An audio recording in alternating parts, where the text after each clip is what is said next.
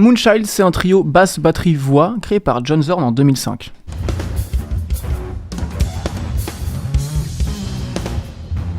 D'ailleurs, petite parenthèse, mais faire des groupes de rock sans guitare, c'est un truc qu'il aime bien, John Zorn. Hein. C'était déjà le cas de Painkiller, et c'est encore le cas dans Moonchild. Donc je pense qu'il aime bien que la basse redouble de distorsion et simplement prenne la place qu'elle peut prendre dans un groupe.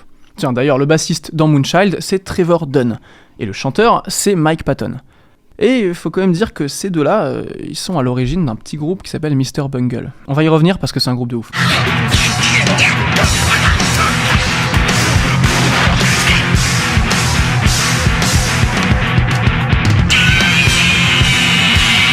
Voilà, donc Moonchild, c'est un trio dans lequel il y a plein d'influences. Encore une fois, on retrouve tous les styles musicaux différents et pluriels que Zorn adore poncer. En l'occurrence, on retrouve même des trucs un peu électro-acoustiques, hein. On sent qu'il a écouté des Stravinsky et des Varese, tous ces compositeurs-là du XXe siècle.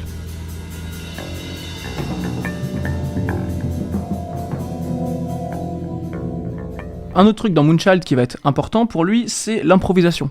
On sent encore ses racines jazz et son rapport à l'improvisation qui lui est cher. Hein. La musique, pour lui, ça doit garder un truc improvisé, un truc naturel. Ça lui vient du jazz, hein, c'est pas étonnant. Mais si c'était que ça, ce serait encore pas si pire à écouter, Moonchild. Alors le truc qui rend vraiment le groupe assez rude d'écoute, c'est la voix. Tiens, par exemple, fermez les yeux et laissez-vous porter où ce morceau vous portera.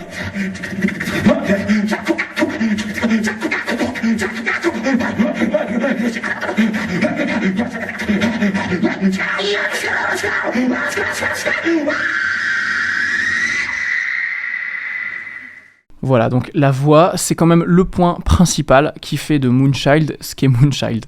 C'est l'élément qui rend le truc très expérimental et très difficile d'accès. Ce morceau-là, par exemple, c'était Litany 4, et c'est 8 minutes de voix solo. 8 minutes de voix solo. Autant vous dire qu'il n'y a que Mike Patton pour exceller dans un exercice aussi complexe. D'ailleurs, Mike Patton, c'est un chanteur exceptionnel, c'est un mec qui a une vie particulière et qui a aussi révolutionné l'histoire de la musique. On a évoqué Mr. Bungle, ça va clairement être le point central de sa carrière, mais il y a plein d'autres trucs dont on va parler dans la prochaine vidéo. Hop là!